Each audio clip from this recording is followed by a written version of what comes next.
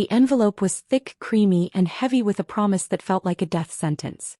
It was my resignation letter, printed on the same expensive linen paper I used for corporate reports. Holding it felt like holding a piece of my own skeleton, something fundamental I was preparing to shed. I placed it carefully on the passenger seat of my sensible sedan, its weight a stark contrast to the airy, frivolous bouquet of peonies and roses beside it. The flowers were for a wedding. The letter was for an escape. My name is Alara Vance, and for 5 years I built a life around a man named Julian Thorne. Not just a life, a fortress. I was his strategist in the boardroom, his impeccable hostess at galas, the calm, collected center of his whirlwind ambition. I was the woman he should love. The suitable one. The one who made sense. And for a while I think I believed he did love me. Or at least loved what I represented. Order. Success. A flawless facade. The crack in that facade started not with a bang but with a whisper. A name sighed in his sleep. Lily. I'd found the pictures later, buried in a dusty box in his old apartment he'd never quite cleared out. Julian, younger, softer, his eyes alight with a raw, unguarded joy I'd never seen. His arms wrapped around a woman with waves of sunset-red hair and a laugh that seemed to leap from the photograph. Lily. His college sweetheart. The one who got away when her family moved to Italy for her father's work. The what if that haunted his quiet moments. I, in my foolish pride, thought I had eclipsed the what if. I was the what is. I had a 3-carat diamond on my finger and a joint calendar filled with appointments for cake tastings and venue tours. Our wedding was slated to be the social event of the season. I was marrying the CEO and I was, in many ways, the COO of our relationship. Then 6 months ago Lily returned. It was at a charity auction. I saw the change in him instantly, a tectonic shift deep beneath his polished surface. The way his breath hitched, the way his entire being seemed to orient toward her like a flower to a forgotten sun. She was just as beautiful but with a new worldly weariness that made her seem tragically romantic. He introduced us. Alara, my fiancé. This is Lily, an old friend. Old friend. The words were ash in his mouth.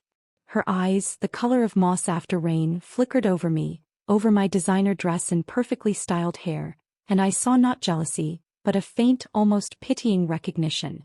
She knew him in a way I never could.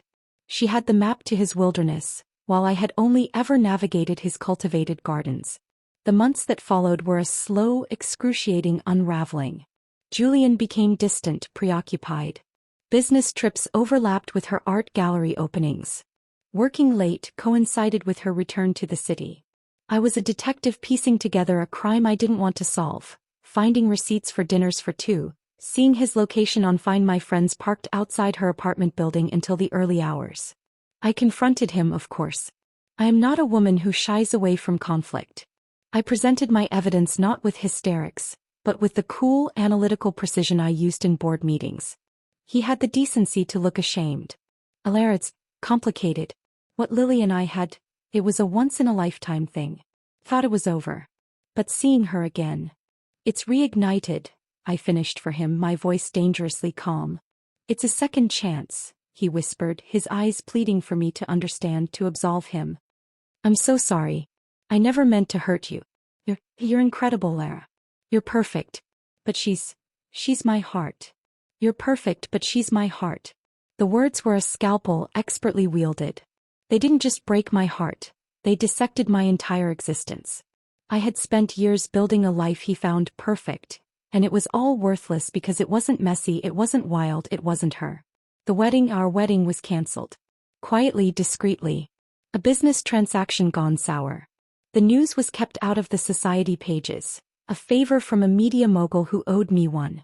I moved out of our shared penthouse and into a sterile, temporary apartment, my life packed into boxes. I was a ghost in my own story. And then the invitation arrived. Thick, gilded cardstock. Julian Thorne and Lily Ambrose request the pleasure of your company at their wedding. He was marrying her. A month after he ended things with me. He was making her his wife with a speed that was both insulting and pathetic. He was so terrified of losing his second chance that he was sprinting down the aisle. A cold, hard stone settled in my gut. Rage I expected. Despair I was prepared for. But this was different. This was a crystalline clarity. He had used my love, my intellect, my stability as a placeholder. He had taken the 5 most productive years of my life and was now discarding me like yesterday's news so he could play out a nostalgic fantasy. And I was just supposed to, what? Fade away. Wish them well. Find a new job, a new man, and start over? Well, Julian Thorne saw the world in terms of assets and liabilities. I was now a liability he had written off. But he had forgotten one crucial thing. I was the one who managed his assets. I was the one who knew where all the bodies were buried because I was the one who'd handed him the shovel. The resignation letter was the first move. The wedding was the venue. I picked up the bouquet. It was lush, beautiful, and entirely for show. Just like I had been. I would deliver it in person. I would look him in the eye as he pledged his life to another woman. And I would set my plan in motion. It was time the discarded asset showed him what a hostile takeover really looked like. The wedding was held at the Thorne family estate, a sprawling property of old money and manicured lawns that sloped down to the sea. I'd helped plan our wedding here, knew every hidden garden path, every staff entrance. I knew which vintage of champagne Julian had selected, the 2009 Dom Perignon, my suggestion, and the exact minute the string quartet would begin Pachelbel's canon. I drove through the wrought iron gates, my resignation letter now tucked inside my clutch, a sleek, black slash against the pale pink of the wedding invitation. I was not dressed as a guest. I wore a simple, severe sheath dress in emerald green, a color that screamed confidence, not mourning. I looked like I was heading to a high-stakes merger, not a romantic ceremony. In a way I was. I could see the ceremony set up at the end of the lawn, a sea of white chairs facing a flower-strewn archway overlooking the ocean. The guests were a shimmering constellation of the city's elite. I saw Julian's business partners, his stern-faced parents, and the vapid socialites who had once jostled to be my bridesmaid. I didn't join them. I moved like a shadow along the periphery, my heels silent on the thick grass. I needed to see him first. I needed that private moment before the public spectacle. I found him in his father's old study, a room that smelled of leather and cigar smoke. He was standing before a heavy gilt mirror adjusting his tie. He looked radiant. It was the only word for it. The tension that had lived in his shoulders for months was gone. He was a man who had found his holy grail. The sight of it was a physical blow. "It's a little tight on the left," I said, my voice cool and steady. He jumped, spinning around. His eyes, the color of a stormy sky, widened in sheer, unadulterated shock. "Elara." My name was a gasp. What are you doing here?" "Delivering my RSVP in person," I said, stepping into the room. I placed the lavish bouquet on his father's mahogany desk. "And these peonies and roses. Your favorite. Or rather, our favorite, wasn't it? Though I suppose they're Lily's favorites now." He stared at the flowers as if they were a nest of vipers. "You shouldn't be here." "Why?" "Afraid I'll make a scene." I gave a small, cold smile. "I'm not the scene-making type, Julian. You know that. I'm the type who plans the scenes. Like this one. It's beautiful. The weather held. You got lucky." He ran a hand through his perfectly styled hair, a nervous habit I knew well. "Elara, please. This is hard enough. Don't make it harder." "Hard for whom?" I asked, tilting my head. "You have everything you ever wanted. Your heart is waiting for you at the end of the aisle. I'm just here to close the books. Officially." I opened my clutch and pulled out the thick, creamy envelope. I held it out to him. He didn't take it. "What is that?" he asked, his voice wary. "By resignation. Effective immediately. From Thorne Industries and from the position of being the woman in your life. Consider this my exit interview." He finally took the envelope, his fingers brushing against mine. A jolt, cold and familiar, passed between us. He flinched. "There's no need for this drama, Elara. We discussed a transition. You're too valuable to the company to just leave." "Am I?" I asked softly. "I think we both know my value is always conditional. And the conditions have changed. I won't be coming back on Monday. Or any day after that. My access codes are revoked, my projects are documented for my successor, and my personal effects have been cleared out." I saw a flicker of panic in his eyes. He hadn't expected this. He thought I would grieve, then dutifully return to my desk, managing his empire while he played house with his first love. He thought my professional life was so entwined with him that I would never sever it. You can't just quit, he said, his voice taking on the CEO tone he used in negotiations. The Kensington account, the merger with Ethel, you're the only one who knows the details. I've sent comprehensive briefs to your head of legal and your CEO, I said. They'll manage. Or they won't. It's no longer my concern. The door to the study opened and his best man Mark poked his head in. Jules, they're ready for, oh. He saw me and his face paled. Elara. Hi. Hello, Mark, I said pleasantly. You look dashing. Don't worry, I was just leaving. I turned back to Julian. Congratulations, Julian. Truly. I hope she's worth it. I walked out of the study, my head high, my back straight. I could feel his stunned gaze burning into me. I didn't go to the ceremony. I had seen what I needed to see. I walked back to my car, the sounds of the wedding processional beginning to drift across the lawn. As I slid into the driver's seat, I allowed myself one single shaky breath. The first part was done. The public severance. He was off balance. Good. I started the car and pulled out my phone, pulling up a number I hadn't dialed in years. A number for a man who was not a corporate titan but something far more interesting. A man who dealt in information and loved a good puzzle. Hello, Silas? I said, my voice regaining its steel. It's Elara Vance. I have a proposition for you. Are you free tonight? The real work was about to begin. The resignation was just the opening gambit. The checkmate was still to come. Silas Finch was the antithesis of Julian Thorne. Where Julian was polished marble and public listings, Silas was reclaimed wood and private servers. He ran a boutique tech security firm, digital problem-solving, he called it, from a converted warehouse loft that smelled of coffee, solder, and old books. We'd dated briefly, passionately, in our early 20s before our paths diverged. He'd wanted to build things, I'd wanted to climb ladders. We'd parted not with animosity, but with a respectful, aching understanding that we were headed in different directions. Seeing him again was like stepping into a warm, familiar room I'd forgotten existed. He hadn't changed much. Still the same intense, dark eyes behind a pair of wire-rimmed glasses, the same perpetually rumpled shirt, the same clever hands that could rebuild a server or trace a digital ghost. Elara Vance, he said, a slow smile spreading across his face as he opened the door to his loft. I saw the news. Or rather, I didn't see the news, which was the news. Quiet cancellation. And then a very loud, very sudden new wedding. I was wondering if I'd hear from you. You knew I would, I said, stepping inside. The space was exactly as I remembered. Chaotic, creative, and utterly safe. I hoped, he corrected gently. He gestured to a worn leather sofa. Coffee? Whiskey. Whiskey. Neat. He poured 2 glasses of an amber liquid and handed one to me. So, the great Julian Thorne traded the brilliant strategist for the nostalgic flame. A foolish move, strategically speaking. He was following his heart, I said, the words tasting bitter.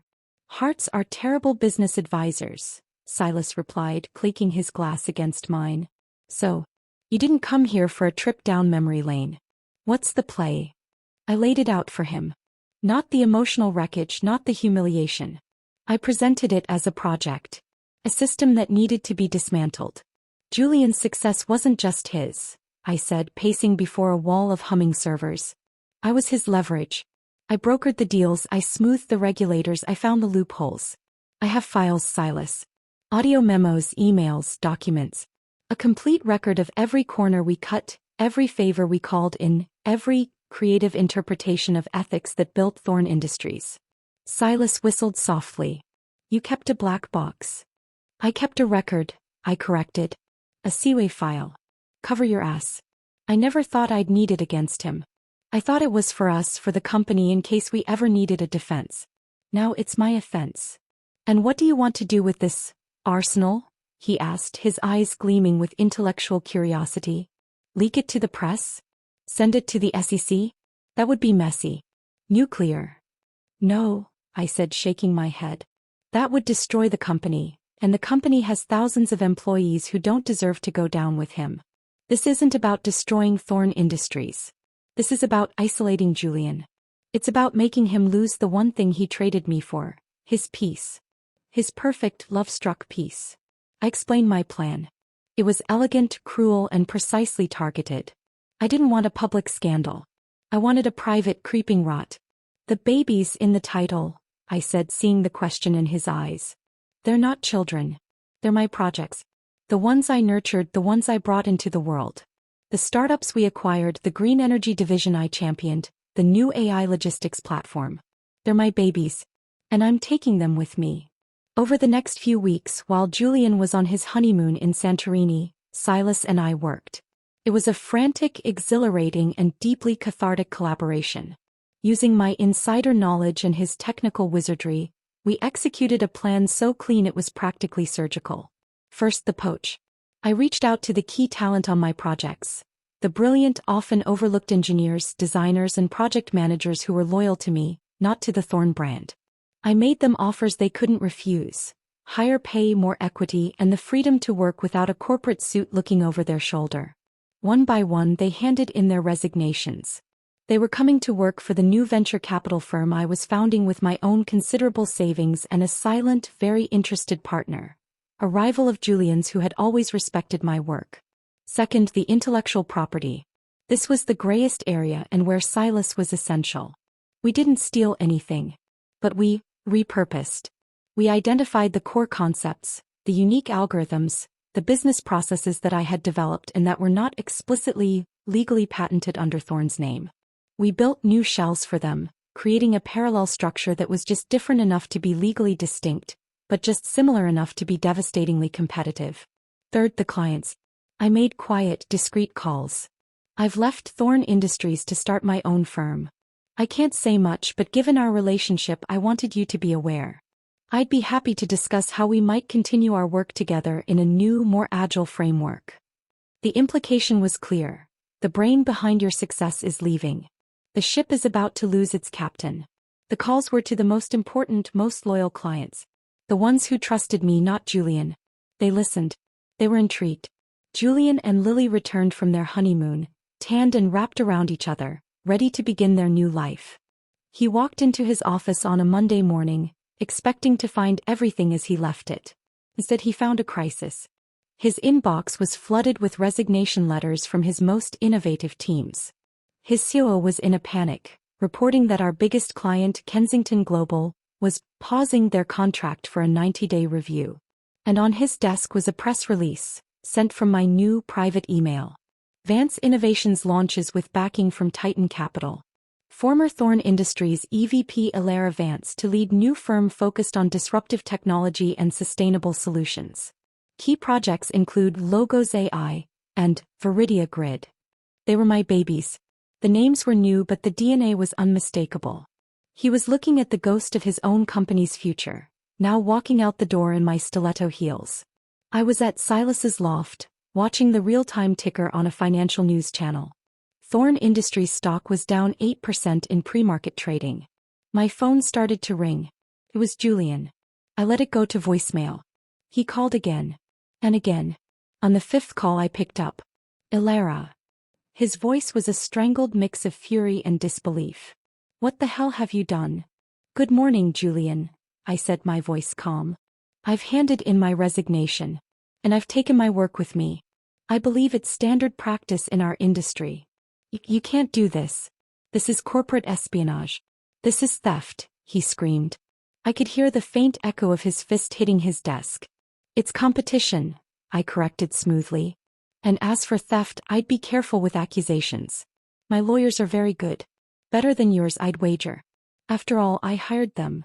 There was a long, heavy silence on the other end of the line, broken only by his ragged breathing. The man who had everything was watching it crumble before his eyes. You went crazy, he whispered, the words dripping with venom. I looked over at Silas, who was watching me with a look of profound admiration. I felt a surge of something warm and powerful. It wasn't just revenge. It was rebirth. No, Julian, I said, my voice soft and final. I went sane. Enjoy your honeymoon. I hung up. The first wave had hit. His empire was rocking. And the tsunami was still far out at sea. The following weeks were a masterclass in corporate schadenfreude. From my new airy office at Vance Innovations, a space filled with light and plants, a world away from Thorn Industries' chrome and glass, I watched the dominoes fall. Julian's attempts to contain the damage were frantic and clumsy. He tried to sue me for breach of contract and intellectual property theft. My lawyers, as promised, were indeed better. They dismantled his claims with surgical precision, presenting evidence that I had operated within the strict, if creative, bounds of my employment agreement. The projects I'd taken were built on foundational work I'd done prior to my time at Thorne, or were so significantly altered they constituted new ventures. The lawsuit was a noisy, expensive spectacle that only served to tank Thorne's stock further and make him look like a vengeful, spurned man. The talent drain became a hemorrhage. Engineers and developers don't want to work for a company mired in lawsuits and led by a CEO who seems more focused on personal vendettas than innovation. My phone didn't stop ringing with resumes from former Thorne employees. I hired selectively, taking only the best, the ones with the same fire I had. Meanwhile, Vance Innovations was thriving. The funding from Titan Capital was substantial and my babies were growing. The Logos AI platform, a more elegant and ethical version of the one I'd pioneered at Thorne, secured its first major client, snatching it directly from Julian's grasp. The Viridia Grid project, my passion for sustainable energy, attracted top environmental scientists and government grants. I was no longer Julian's shadow.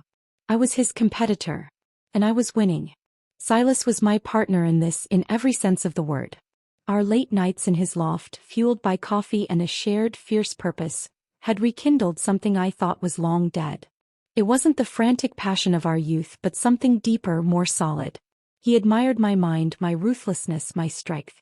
He didn't want a perfect hostess. He wanted an equal, a co-conspirator. We fell into a rhythm, a partnership of intellect and heart that felt more real than anything I'd ever had with Julian. One evening, about 2 months after the wedding, I was working late when my assistant buzzed me. "Miss Vance, there's a Lily Thorne here to see you." I felt a jolt of surprise. Lily. The heart. The cause of all this. I was curious. "Send her in." She looked different from the radiant bride. She was still beautiful, but there was a pinched, weary look around her eyes. The bohemian, carefree artist was gone, replaced by a woman weighed down by a gilded cage that was starting to show its cracks.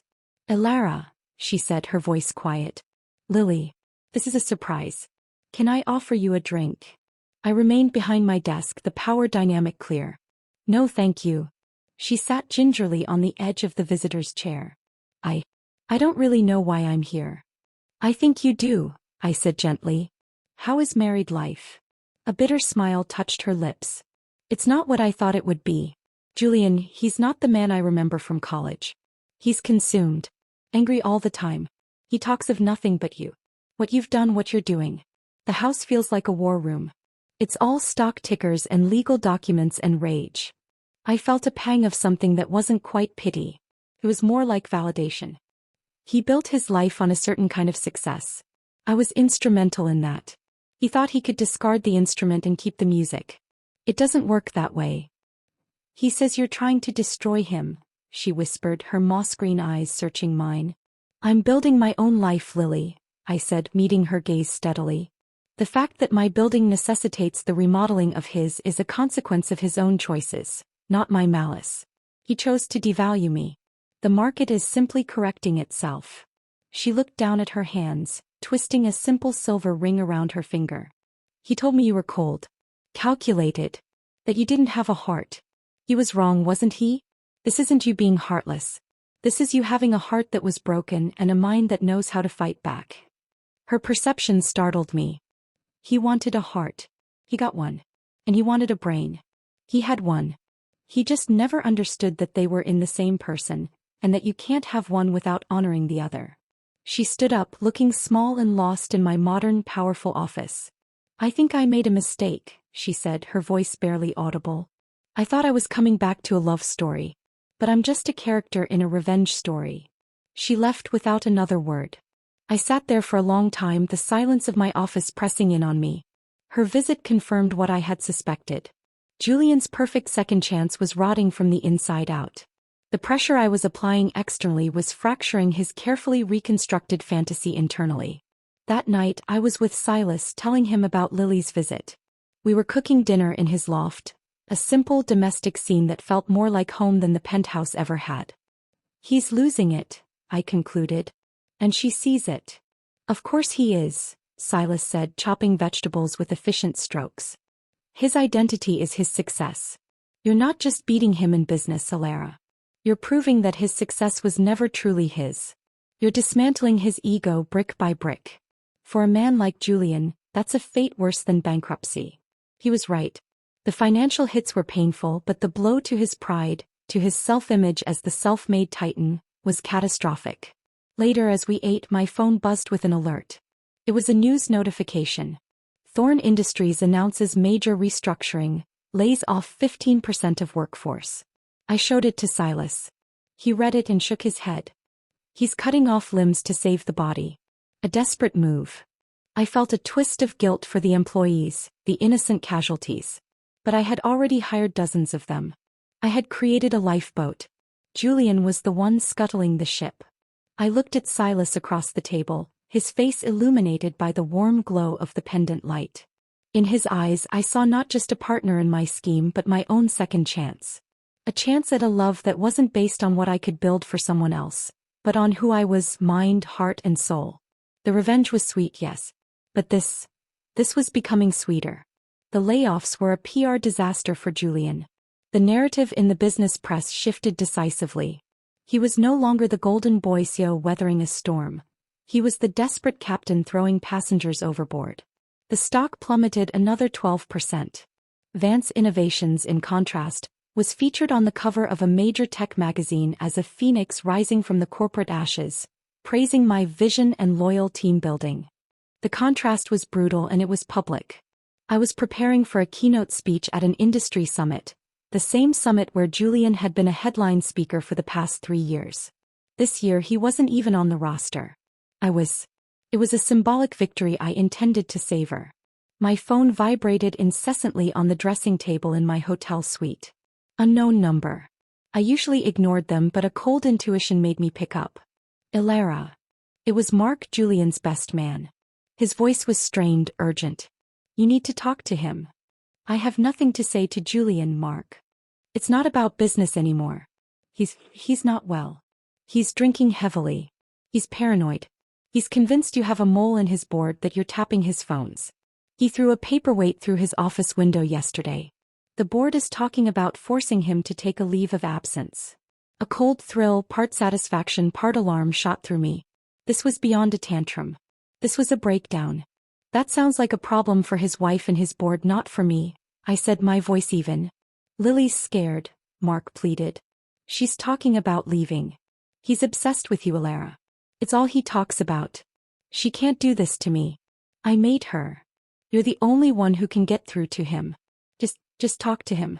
Calm him down. Before he destroys himself completely. The irony was so thick I could taste it. He wanted me, the architect of his ruin, to also be his savior. To manage his emotions one last time. No, Mark, I said softly. I am not his keeper. I am not his strategist. I am not his therapist. He made his choice. He has to live with the consequences. We all do. I hung up. My hand was trembling slightly. This was what I wanted, wasn't it? For him to feel a fraction of the powerlessness and despair he'd inflicted on me. To see his perfect life crack and splinter. But hearing the reality of it, the raw human collapse, was darker than I'd anticipated. My revenge, which had felt so clean and strategic in the planning, was now messy and stained with genuine human wreckage. Silas found me like that, standing frozen in the middle of the luxurious suite, clutching my phone. What's wrong? He asked immediately, crossing the room to me. I told him about Mark's call. When I finished, he cupped my face in his hands, his touch a grounding warmth. This was always a possibility, Alara. You're not responsible for his inability to cope. He built a house of cards. You just stopped holding up the table. I know, I whispered, leaning into his touch. But it's uglier than I thought. Revenge always is, he said philosophically. That's why it's best left to fiction. But he pushed you into a corner. You didn't start this war. You just decided to win it. His words were a bomb. He was right. Julian had started this the moment he decided my heart was a negotiable asset. My response was just a recalculation of my own worth. The night of my keynote, I stood backstage listening to the moderator sing my praises. I wore a crimson dress, the color of victory and blood. I felt a strange calm. I was no longer the woman scorned. I was the CEO, the innovator, the victor. I walked onto the stage to enthusiastic applause. The lights were bright, but I could still make out the faces in the front rows. And then I saw him. Julian. He was sitting alone in the third row, dressed in a suit that looked a size too big. He was gaunt, his eyes hollowed by dark circles. He looked like a ghost of the man I'd almost married. He was staring at me with an intensity that was both desperate and hateful. My breath hitched for a second, but I didn't break stride. I reached the podium, smiled at the audience, and began my speech. I spoke about innovation, about ethical leadership, about building companies that valued people over profit. It was a direct repudiation of everything Julian represented now. Throughout the speech, I could feel his gaze burning into me. I refused to look directly at him, but I was hyper-aware of his presence. As I reached my conclusion, talking about the importance of second chances, not in love but in career, in purpose, I saw him stand up. He didn't say anything. He just stood there, a stark, trembling figure in the well-dressed crowd, his hands clenched into fists at his sides. The people around him were beginning to notice, to whisper. I finished my speech to a standing ovation. As the applause washed over me, I finally met his eyes. In them I saw the full, spectacular ruin of his mind. The fury, the impotence, the shattered pride. It was all there, a silent scream in a crowded room. He turned and shoved his way out, disappearing into the shadows of the exit. I had won. The public humiliation was complete. The crowd was on its feet for me while he was a fleeing phantom. But as I stood there, smiling, waving, the taste of victory was ash in my mouth. I had wanted him to see my success. I hadn't realized I would have to witness his madness. The line between justice and cruelty had just become dangerously thin. The high from the summit was short-lived, poisoned by the image of Julian's broken figure. For days it replayed in my mind. Silas tried to distract me, taking me to obscure art house cinemas and for long walks along the river, but the ghost of what I'd done lingered. I had wanted to humble him, to prove my worth. I had never consciously wanted to break him.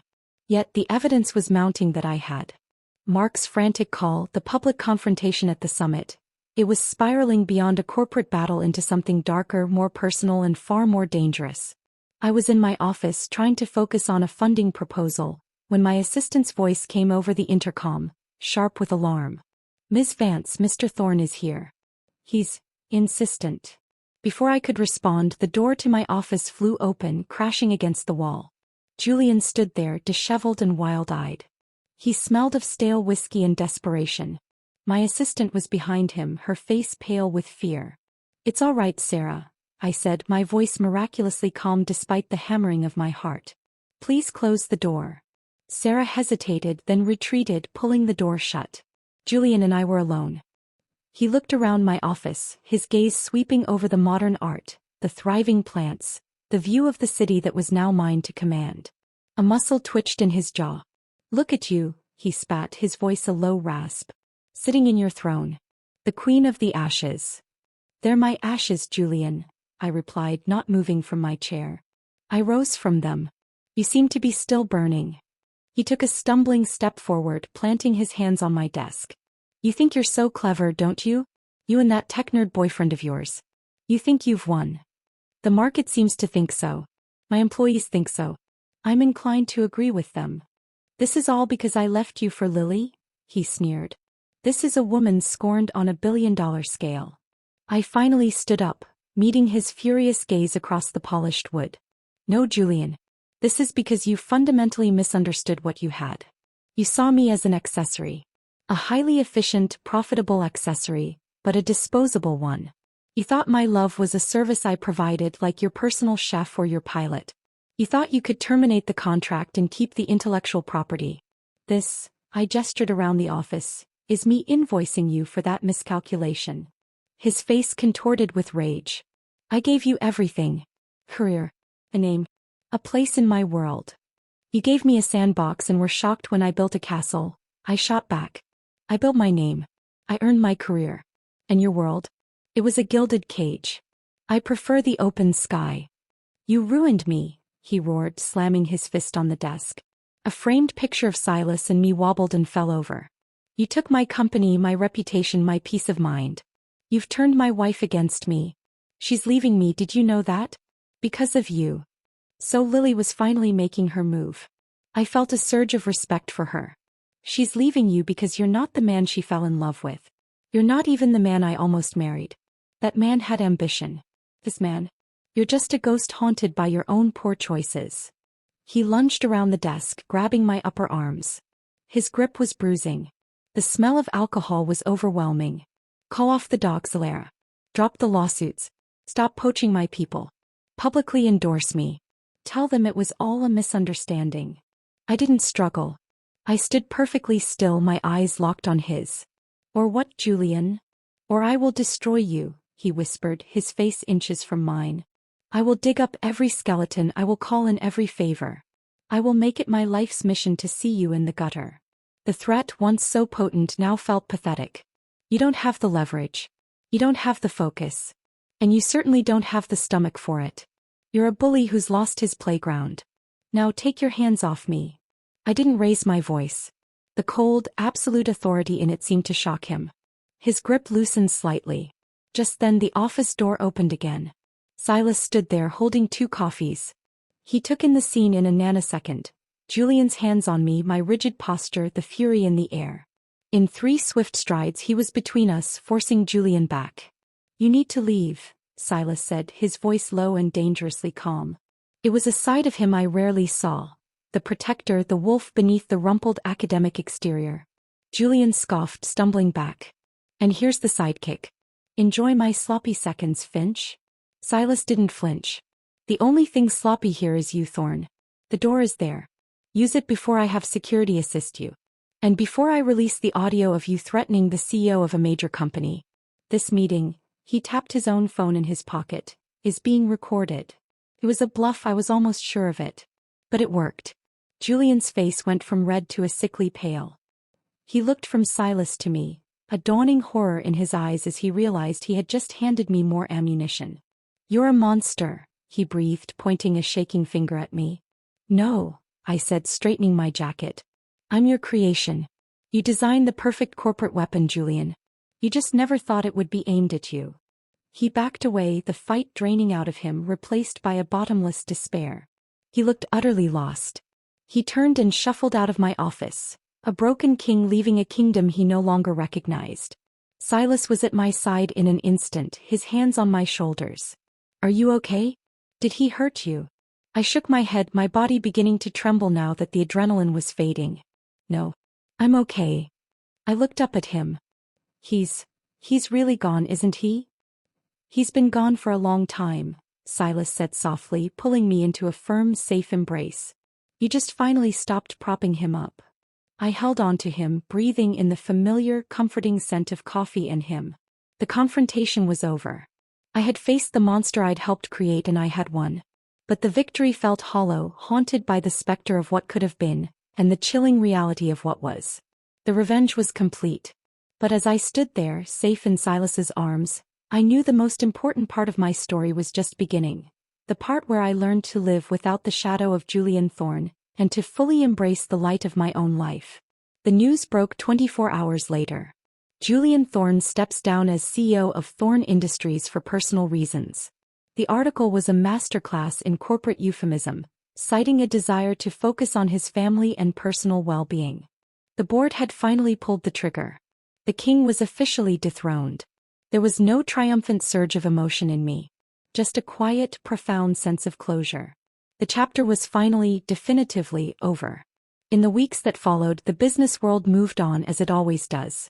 Thorn Industries installed a new, steady-handed CEO who began the long process of stabilization. The lawsuits between our companies were settled quietly, with a non-disclosure agreement that suited us both. I had no desire to kick the corpse of his empire. I had a living, breathing company of my own to run. My life began to find a new, peaceful rhythm.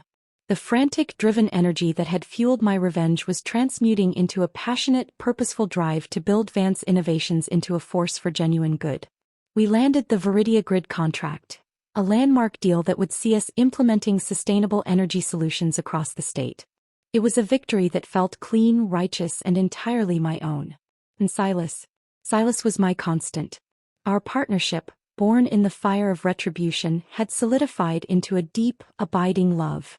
We moved in together, not into his loft or my sterile apartment, but into a sun-filled house with a garden. It was a home, not a showcase. We cooked messy meals together, argued about movies, and worked on projects side by side in a shared office, our desks facing each other. It was messy, real, and utterly perfect. One afternoon I was pruning the rose bushes in our garden when my phone buzzed. It was an unknown number but with a familiar area code. Lily's. Hello. I answered, wiping a bead of sweat from my brow. Alara? It's Lily. Her voice was clearer, stronger than the last time we'd spoken. I'm in town. I wondered if I could buy you a coffee. We met at a quiet cafe away from the business districts. She looked like a different woman. The pinched, weary look was gone. She was tanned, her red hair was sun-streaked, and she wore a simple linen dress. She looked free. You look well, I said, sitting down opposite her. I am, she said, a genuine smile touching her eyes. I'm back from 2 months in Tuscany. I was painting. And Julian? I asked, not with malice but with a detached curiosity. The smile faded slightly. The divorce will be finalized next month. It's amicable as these things go. He's getting help. Therapy. He's living in a small cabin upstate, away from everything. I think it's for the best. I nodded. I was glad to hear he was getting help. The man I saw in my office that day was not a man I would wish on anyone, not even my worst enemy. The rage had burned out, leaving only a faint ember of pity. I wanted to thank you, Lily said, surprising me. Thank me? For what? For being the catalyst, she said, stirring her cappuccino. Our marriage was a fantasy built on a memory. It was never going to work. The pressure you put on him, the way you exposed the cracks. It was brutal, but it was also the truth. It forced me to see the man he'd become, not the boy I remembered. It gave me the push I needed to leave. I was silent, taking this in. My revenge, which had felt so personal, had also been the instrument of her liberation. I don't think I could have left on my own, she continued. I felt so guilty, you see. I'd broken up his engagement. I was the great love. I felt I had to make it work no matter how miserable I was. You showed me that the foundation was rotten. You freed us both in a way. I hadn't thought of it like that. I had been so focused on my own narrative of betrayal and payback that I hadn't considered the role I played in hers. I'm sorry you were caught in the crossfire, I said, and I meant it. Don't be, she said firmly. I walked into it with my eyes wide open. I'm just glad we both got out. She raised her coffee cup. To second chances. The real kind. I clinked my mug against hers. To second chances. We parted ways with a sense of mutual, hard-won respect. She was returning to Italy, to her art, to a life that was truly her own. We were two women, both collateral damage in Julian Thorne's story, who had somehow managed to become the authors of our own. That evening I told Silas about my meeting with Lily. We were in our garden watching the fireflies blink in the twilight. She's right, you know, he said, his arm around my shoulders. You did free them both. He was trapped in a persona he couldn't sustain, and she was trapped in a nostalgia she couldn't live up to. You didn't just get revenge, Alara. You corrected a cosmic imbalance. I laughed softly, leaning my head against his. That's a very grandiose way of putting it.